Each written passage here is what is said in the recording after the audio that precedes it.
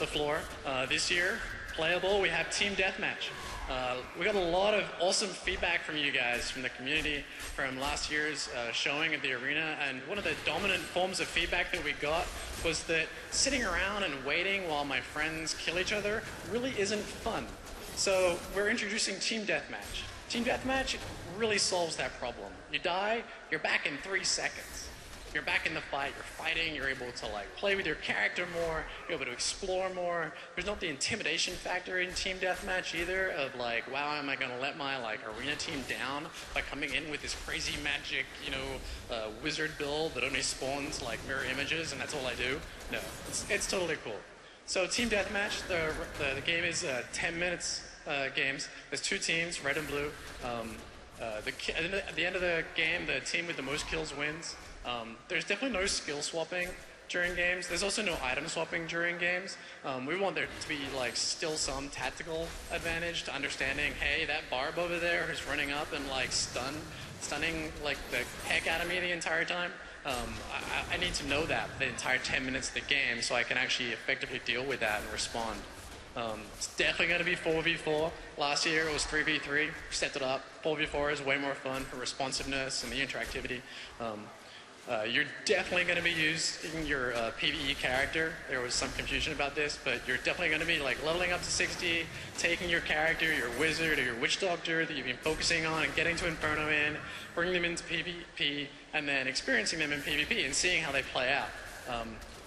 And hey, go play it. We have it on the showroom floor. You're our community. We make these games for you. We love your feedback. It is absolutely fantastic. Thank you very much.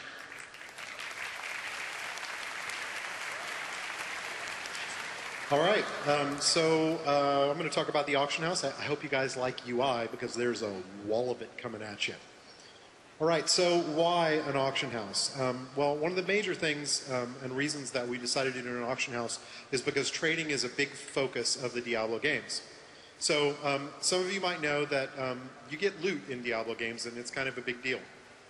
That loot is randomized. The Diablo system is pretty unique in that everything that drops is got some kind of random element if it's something that you wear on your body.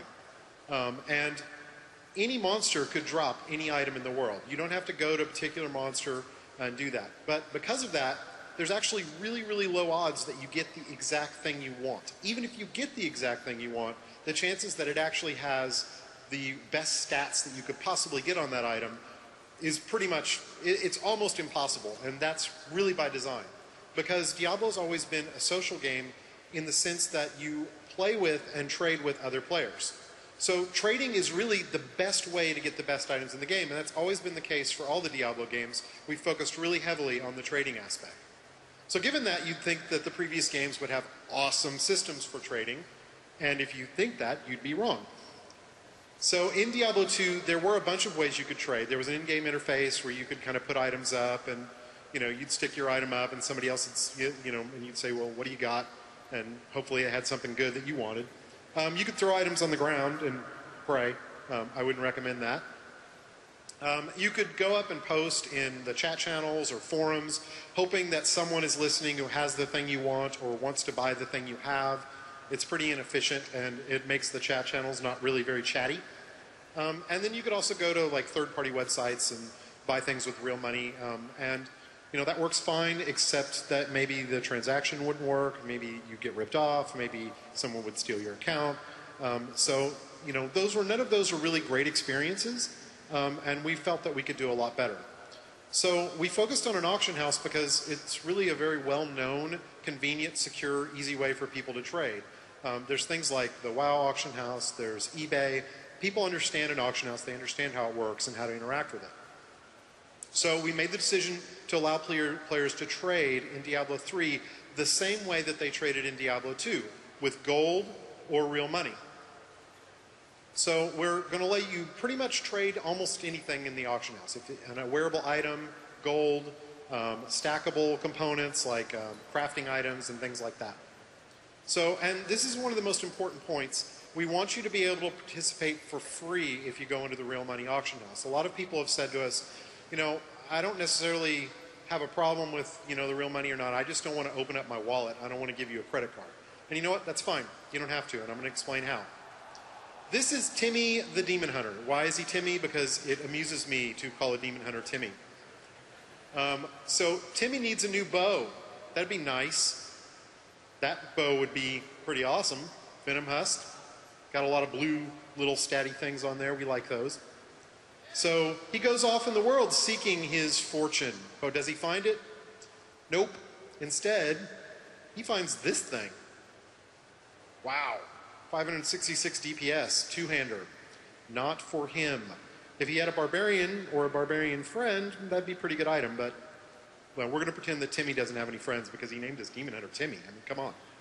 But he's still happy. He got this really awesome thing, but he wants his Venom Husk. So he's going to go up on the auction house, and he's going to post this up, and he's going to post it up on the Real Money auction house.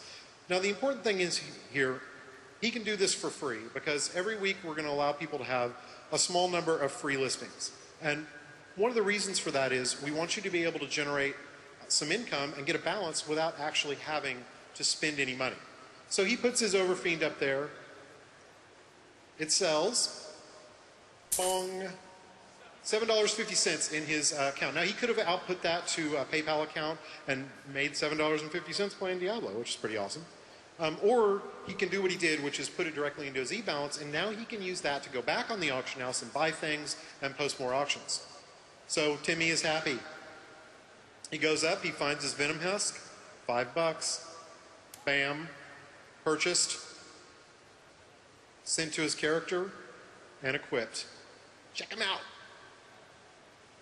So on top of being able to participate in that way, we also are going to add a lot of features. Some of you are in the beta and you've managed to play with the gold auction house, and you've probably noticed that it's not really as fully featured as we'd like. So we are adding a bunch of new features. The first one is a smart search feature. And basically what this does is it takes any character that you want, it'll look at the character and say, okay, you seem to be a barbarian who likes a lot of crit. So we're going to point you at items that do that. And then you can kind of funnel the results and say, these are all the items I want, but I really want precision, I really want lifesteal, so just show me the ones that have those affixes on them. So another thing we've done is we're going to add an advanced search, which really is kind of a bigger version of the smart search. It lets you basically just set all kinds of parameters, pretty much anything that you could literally specify the exact item stats that you want to see. And features like this are really important because the Diablo item system is not filled with a lot of named items that are easy to search for. You're really going to be searching more for stats. So next, we are going to let you sell stackable items. It's currently not supported, but it will. That's gold, gems, crafting dies, tomes, books, all those types of things. Almost everything that is worth selling, pretty much everything that's worth selling, we're going to allow you to sell in the auction house. All right.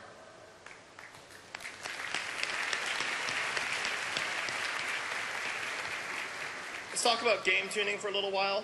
We're getting ready to finalize a lot of the game components, particularly the difficulty in the classes and the monsters. We're making a lot of improvements to the monsters. I'm going to be talking a lot about changes that we've made since the beta, as well as changes that we've made since last year's Blizzcon. For those of you who don't know, a lot of the content for killing monsters in Diablo is based around rares and champions. And they have magical properties like Electrified or Plagued, Teleporter, Desecrator. We have a couple of new affixes that we've been putting into the game over the last few weeks. One of those new ones is actually on display in the video over here. It's called Mortar. Mortar is, the monster has the ability to lob these grenades. We felt like a lot of the affixes that are currently in there penalize melee much more than ranged, things like Electrified and Plagued. So Mortar actually shoots grenades a minimum distance. So if you're, let me go back on that. If you're a melee character, the grenades will actually fly right over your head. Moving on to some passive skills, we're going to talk about the classes. A lot of the focus has been on making passives good. We've had feedback that some of the passives are interesting, but some of them aren't so interesting. Some of the classes don't all seem to have equally interesting number of passives. Here's one of the new passives that we've got for the Barbarian. One of the things about passives is they actually serve a number of purposes. Some people want passives that support specific builds. Some people want passives that introduce cool new visual elements. In this case, we felt that it was important for a Barbarian to be able to have a defensive build option And we also felt that it might be instructional for players who aren't sure if a barbarian could be built in a tanky sort of way. So we have this new passive, Nerves of Steel, to help support that playstyle. Some of our other passives, this one's on the Witch Doctor, Fetish Sycophants. It summons one of the little fetish helpers to fight along your side. And this happens anytime you cast a physical skill. It's things like Poison Dart or Plague of Toads, 3% chance in every cast. So that's a really popular passive internally as well. Another passive I have here is Combination Strike. So if you guys remember the Spirit Generators, this one's a monk skill. In the past we've called them combo skills. Combo skills, Spirit Generators, sort of interchangeable. In this case, if you use multiple different Spirit Generators together, you get a DPS increase. And the more Spirit Generators you combine together, the larger the increase. I'm going to go through some of the classes now and talk about them. Oh, sorry, one more thing. Synergy. So this is an interesting thing that's come up over the last few months as we've been tuning passives, is the situation where you have too much synergy can actually be bad. So the example that we have on the board, up on the PowerPoint, is counterattack. Whenever you dodge, you automatically damage your attacker. Sixth Sense, which gives you increased chance to dodge, and evasive, which gives you an increased chance to dodge every time you critical strike. Each one of these passives is pretty cool on its own. But when you put them all together, we felt like it was actually taking away build diversity rather than increasing it. Because as soon as you took one passive, you had a synergistic advantage for taking a second one, and then the third one. And if we give you 3 passives to choose from out of 15, we're actually pigeonholing players rather than allowing them to explore. So we've been seeking out these sorts of overly synergistic passives and removing them. Talk about the Barbarian. So for those of you who've played the Barbarian in the beta, Barbarian we feel like is in a pretty good place. He's fun, he's visceral, he's doing a lot of things that we want to do. A couple specific areas that we wanted to target. One was Fury Generation. He has a couple of Fury Generators. Felt like his small spammable generators weren't paying off as well as his big generators. So for example, players were using Leap Attack, Ground Stomp, Warcry, and skipping some of the Fury Generators like Cleave and Frenzy and Bash. So we've kind of adjusted those numbers a little bit to try and provide a better balance there. Another area that we've been looking at is survivability. You didn't see it so much during the level 1 to 12 game, but as you started to get into higher difficulties, Nightmare, Hell, Inferno, we really found that Barbarians were having trouble staying in melee. The Barbarians need to be in melee range to do damage, and without the survivability, they just weren't able to do that. So we've been looking at survivability, like I said, the passive earlier on. We've been also looking at the Barbarians' base stats, just looking to kind of make them a little tougher overall. The Wizard, also in a good place. For those of you, again, who've been following along, we have a set of skills that were called academic skills. We've renamed those to signature skills. It's the same idea. Basically, as you level up, the skills become cheaper. Eventually, they become free. We really like how that's playing out. Overall, the Wizard's feeling pretty good. One of the areas that is a concern for us is whether or not it is worthwhile to use a signature spell when you're out of arcane power, and whether or not it's worth using a non-signature spell to spend your arcane power. So we've been tweaking those numbers to make sure players feel like they actually have different reasons to use different spells. And finally, one of the major changes that we've been making is all of the Wizard and Witch Doctor spells have been converted over to do % weapon damage. A major reason for this is we really felt that the casters needed to value their weapon more. The people were finding weapons and looking at it and saying, well, I don't really care about the stats on this sword because my skills don't use it. So it's all based on weapon damage. One of the questions we get all the time is, well, then should my wizard just use a giant two-handed mace? Because I don't want to hold a two-handed mace. Well, in addition to being based on weapon damage, we also use the weapon's speed to determine your casting speed. So if you use like a wand or a fast dagger, then you'll actually cast faster as well. Talk a little bit about the Witch Doctor. Witch Doctor lover over here. One of the questions we get also is about mana. People have noticed that in the beta, mana seems to be unlimited. This, in the beta, is absolutely true. The mana gameplay that we want, mana is the only resource that's returning from Diablo 2. So what we're doing with it is we're providing multiple mechanisms for the Witch Doctor to recover mana. In this case, one of those will be passives. There's a number of passives that have to do with mana regeneration. There's also runes, and some of the runes will help out with mana regeneration or making some of the skills cheaper to cast. And then there is items. You get mana regeneration and items. The goal here is that